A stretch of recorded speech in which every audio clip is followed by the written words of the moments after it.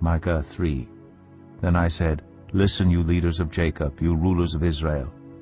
Should you not embrace justice, you who hate good and love evil, who tear the skin from my people and the flesh from their bones, who eat my people's flesh, strip off their skin and break their bones in pieces, who chop them up like meat for the pan, like flesh for the pot? Then they will cry out to the Lord, but he will not answer them.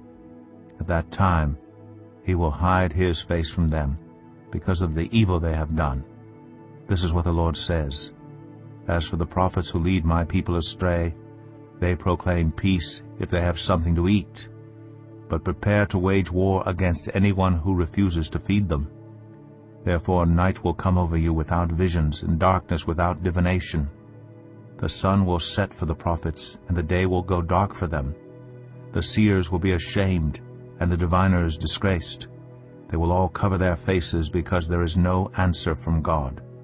But as for me, I am filled with power, with the Spirit of the Lord, and with justice and might, to declare to Jacob his transgression, to Israel his sin.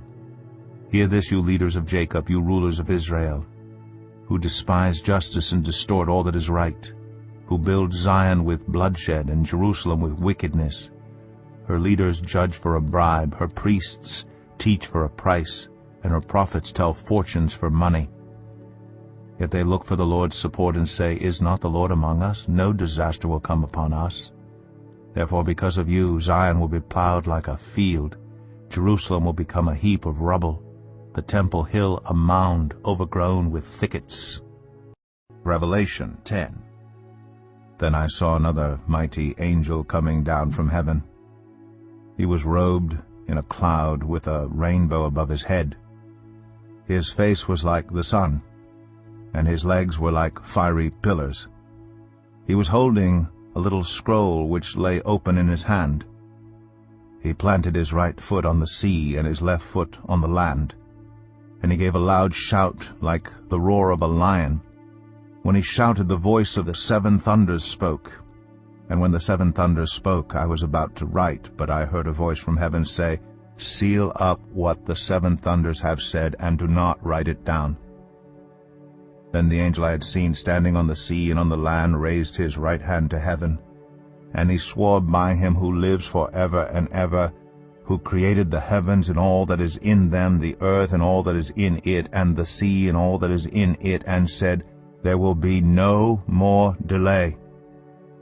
But in the days when the seventh angel is about to sound his trumpet, the mystery of God will be accomplished, just as he announced to his servants the prophets. Then the voice that I had heard from heaven spoke to me once more, Go, take the scroll that lies open in the hand of the angel who is standing on the sea and on the land. So I went to the angel and asked him to give me the little scroll. He said to me, Take it and eat it. It will turn your stomach sour, but in your mouth it will be as sweet as honey.